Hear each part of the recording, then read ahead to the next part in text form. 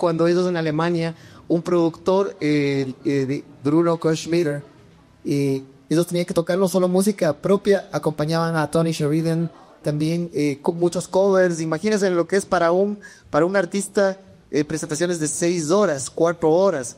Yo con 2 horas ya no jalo. Y este señor les decía, el show mashi, el show debe continuar.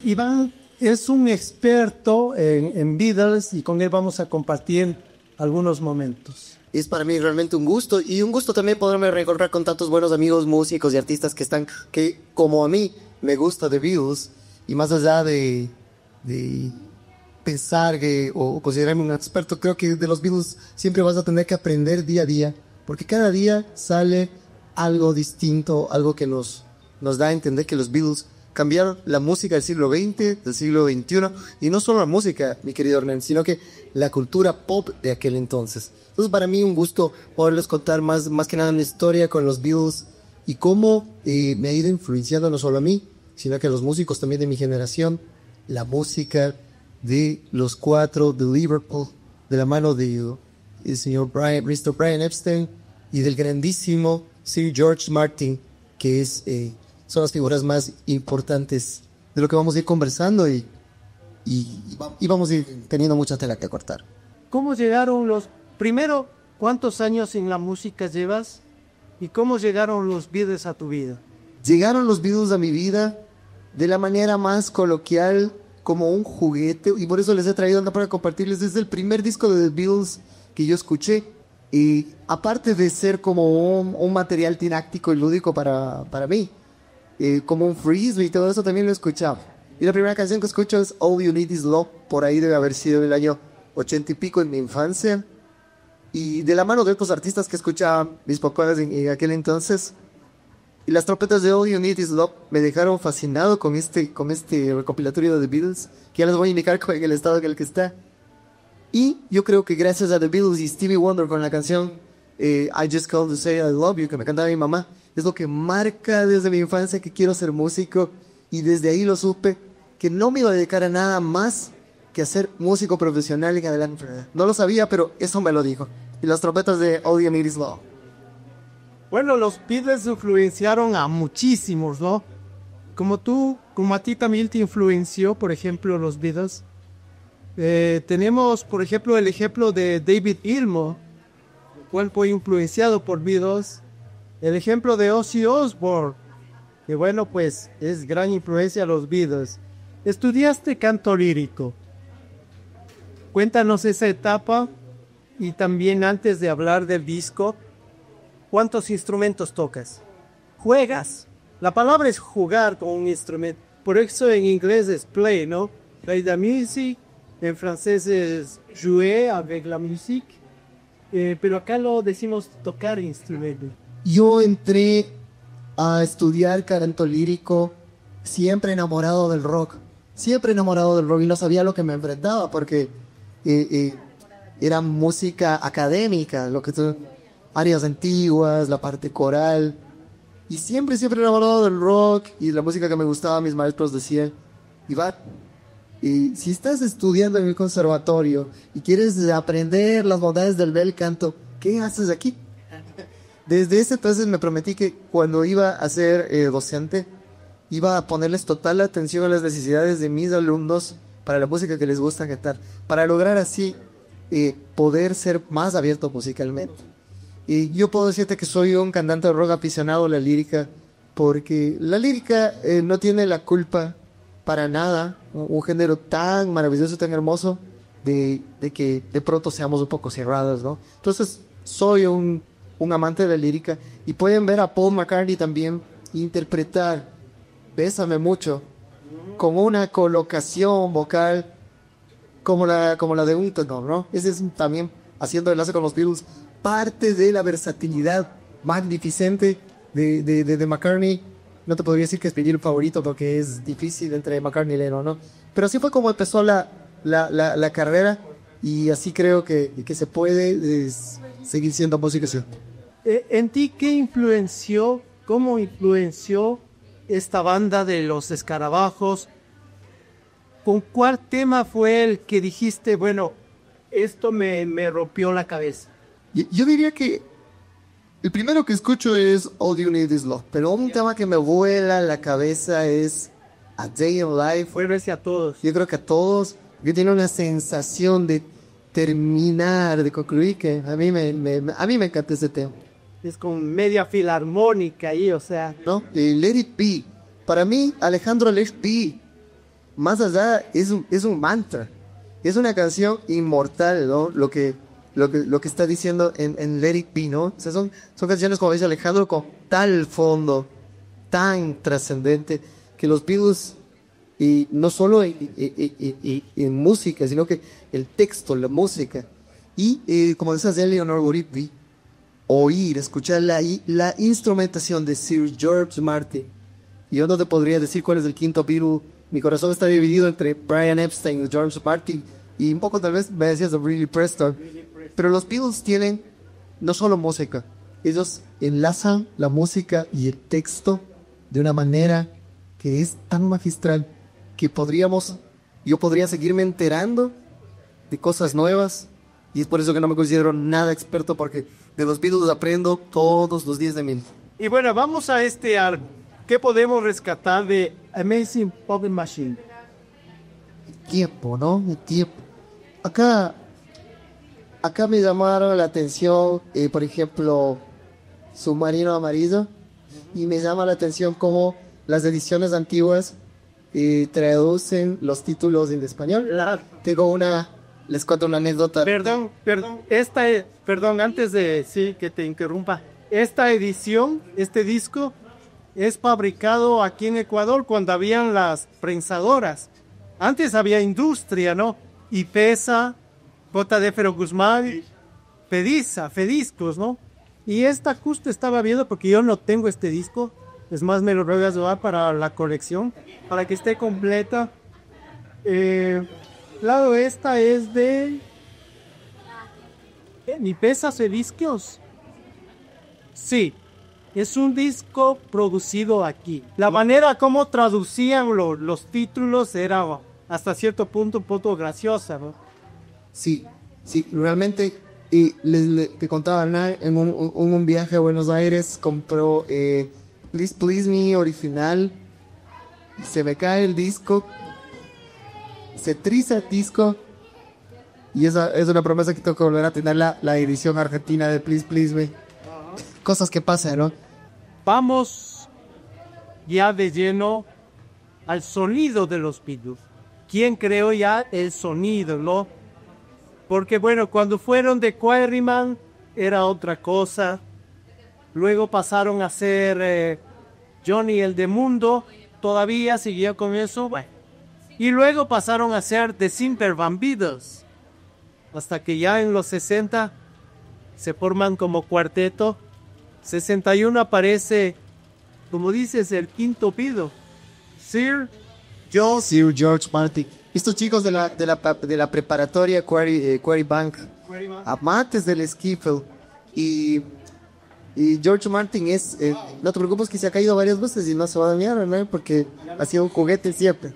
Estos chicos de cómo va evolucionando, ¿no? Primero yendo a Alemania, y es algo que me llevo una anécdota muy interesante. Cuando ellos en Alemania, un productor de Bruno Koschmider, ellos tenían que tocar no solo música propia, acompañaban a Tony Sheridan también con muchos covers. Imagínense lo que es para un artista, presentaciones de 6 horas, 4 horas. Yo con 2 horas ya no jalo. Y estos señores decían, el show debe continuar. Es lo que a veces me repito cuando estoy tocando, y no siempre la audiencia está como uno quisiera. Pero es una bonita anécdota que me enlaza también con los Beatles. El músico tiene que hacer de show continuo, porque no siempre es fácil hacerlo. Bueno, hablemos de George Martin.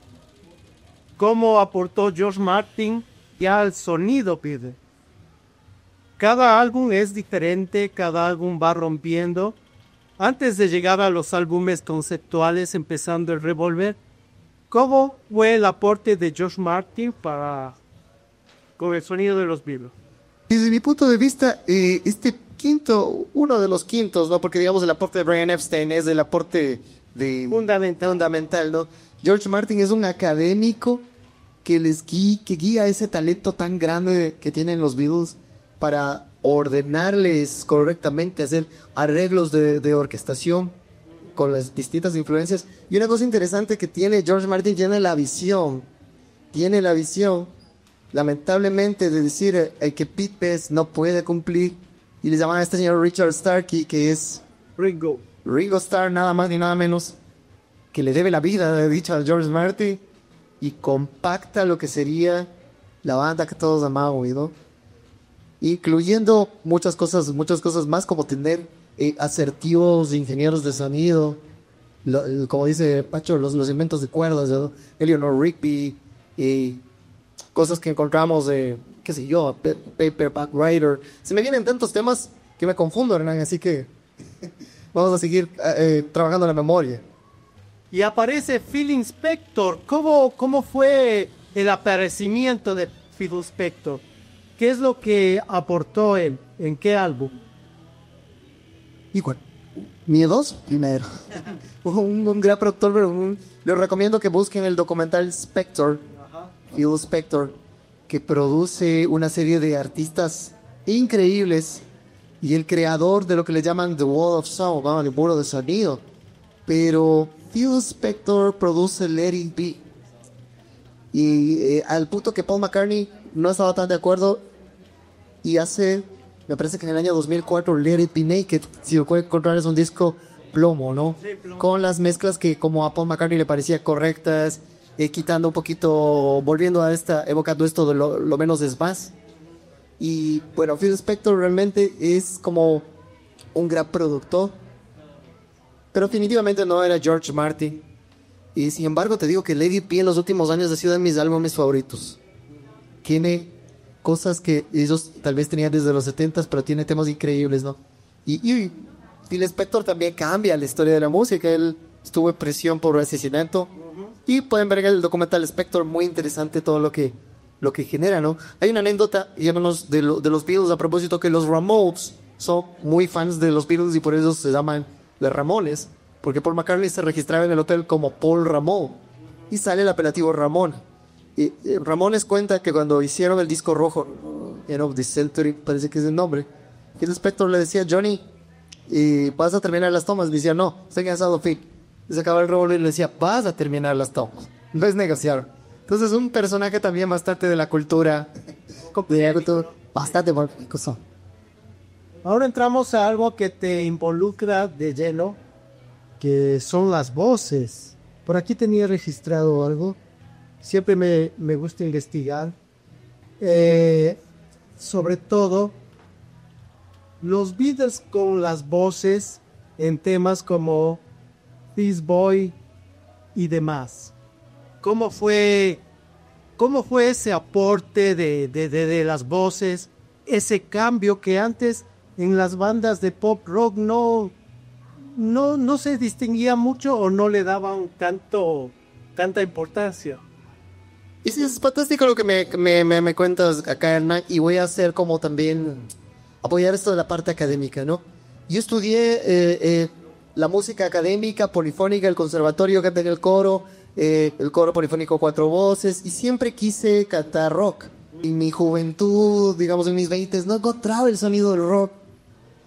Y mi maestra de canto me decía, me reiteraba: Viva, ¿cómo quieres cantar? ¿Cómo puedes cantar así? Eso no es, etcétera. Aún con la bandería, la asignatura de la armonía que te explica cómo va la armonía totalmente. Me pongo a escuchar la música de los Beatles, empiezo a entender y entiendo ese talento natural para poder en la música popular crear la armonía en base a cómo creaban las voces. Me parece que el tema de This Boy es un gran ejemplo, que cómo se puede crear la base, la tercera, la quinta y todas estas voces en una armonía perfecta. Y no digo que soy un enemigo de lo académico, porque estudié música, pero en una armonía perfecta, fluida y natural, la música popular. Y desde ahí digo, tengo que complicarme menos con el tema de la partitura de los arreglos. Voy a coger la guitarra, voy a sentir, voy a oír la primera voz, voy a armonizar como lo hacían grandes bandas, no solo los Beatles, no tenemos a The Beach Boys, ellos se influenciaron de Early Rovers, el skiffle inglés, pero es una gran escuela para aprender a sentir voces de armonía. Perfecto lo que acabas de decir. Justo los Beach Boys, ¿no? Si los Beatles estaban en Inglaterra, los Beach Boys por acá. Pero igual hay una anécdota cuando crearon Lucy in the Sky White Diamonds, ¿no? Los Beach Boys escucharon ese tema y se pusieron a llorar. Y dijeron, nuevamente los Beatles se nos adelantaron. Ahora va tu parte, tú como docente, no sé si tal vez has aplicado los temas, la carrera de los Beatles o la enseñanza de los Beatles a tus alumnos. Bueno, mi querida alumna amiga que está aquí, bueno, la verdad ya lo saben, les tengo hartos con los Beatles por acá, los Beatles por acá. Los Beatles inventaron el trapeador, etcétera. Mi señora me dice, inventaron las sillas, bueno, que inventaron todo. Pero realmente yo creo que sí es una inspiración para poder transmitir la música de manera fresca, ¿verdad? Es decir, muchas veces nos encerramos mucho en la pretensión académica, que está bien, la parte académica, de manera fresca, fluida. Los Beatles eran, los Beatles, de early Beatles eran Teddy Boys, eran chicos rebeldes. John Lennon siempre fue un chico rebelde, que fue en la guitarra. Y como dice Bebego Francisco, romperle la cara al sistema un poco, que es dicho siempre es bueno. Romperle la cara un poco al sistema en el buen sentido, ¿no? Los The Beatles tenían esa frescura. Y creo que es la frescura que uno tiene que tener en la vida, como artista, como ser humano. Concuerdo lo que dices, la parte académica, muy bien, pero creo que lo que ha pesado mucho en la historia del arte en general, en este caso en la pintura, ha sido lo empírico, el patear piedras, el recorrer calle. Lo cierto, la calle ha dado mucho. Aquí en todas partes. Los Beatles fueron así, los Rolling Stones, los Led Zeppelin, antes no tenían escuela. Y bueno, tenemos sus magistrales trabajos. Veamos a un álbum que te apasiona, Rubber Soul. ¿Qué significa para ti? Últimamente, Rubber Soul para mí ha sido como el antecedente de lo que se va a venir con Revolver. Y que esa parte oriental, las clases de citar de George Harrison con Ravi Shankar, un poco el gran cambio, ¿no? Para lo que va a ser ya de Sgt. Peppers. No me lo había puesto tan claro. Ya venían cocinando. En Rubber Soul The Beatles ya viene cocinando lo que va a ser los grandes álbumes psicodélicos. Conceptuales. Sí, por eso lo puse ahí. Ahí podemos rescatar el tema Norwegian Wood, ¿no? Norwegian Wood. Y Michelle, que tiene coquetean un poquito con el francés. Y es un disco todavía ingenuo, con toques folclóricos. Claro. Que va a ir siendo el eslabón importante de la cadena, ¿no? Ya se nota en este álbum una evolución. Y se nota también como un coqueteo con la world music. Porque totalmente ya incursionan otros instrumentos de la India, el sitar, la tabla hindú, metían maracas, panderetas, en fin, lo que no pudo hacer nadie, ¿no? Para ti, ¿cuál crees que es el álbum donde ya se desmarcan de lo pop y comienza una evolución hacia lo conceptual? Esa es una gran pregunta. Yo creo que no es en Beatles for Sale. El Rubber Soul empieza un poquito. Y a mi gusto el Revolver se genera el gran cambio. Porque Revolver tiene estos, al menos en este tema Almost Sleepy, que ganó un Grammy, que es algo increíble que The Beatles ganen un Grammy en estas épocas. Es una banda que estuvo antes que muchos, sigue estando, los diremos y seguirá estando. Yo siento que Revolver es el comienzo ya de lo que va a venir de la locura con Magical Mystery Tour, el Sgt. Peppers, que es la catedral para mí, la piedra angular de estos grandes cambios. Abbey Road, obviamente, de White Album. La distorsión del drive en la voz que le imprime John Lennon. Si pueden escuchar, les recomiendo el tema Mother. Estos gritos de sufrimiento en el final. es lo que me pone a pensar que esto sería después de Kurt Cobain Ajá, claro. y la generación del grunge. Además que Kurt Cobain era amante de Beatles también, amante y detector, ¿no? Sí, un gran fanático. Entonces, siento que inclusive si escuchamos cosas del álbum Blanco, vamos a oír música concreta, vamos a tener cosas de lo que fue, de lo que va a hacer después, muchos años después del el industrial Nine Inch Nails, Trent Reznor, todo.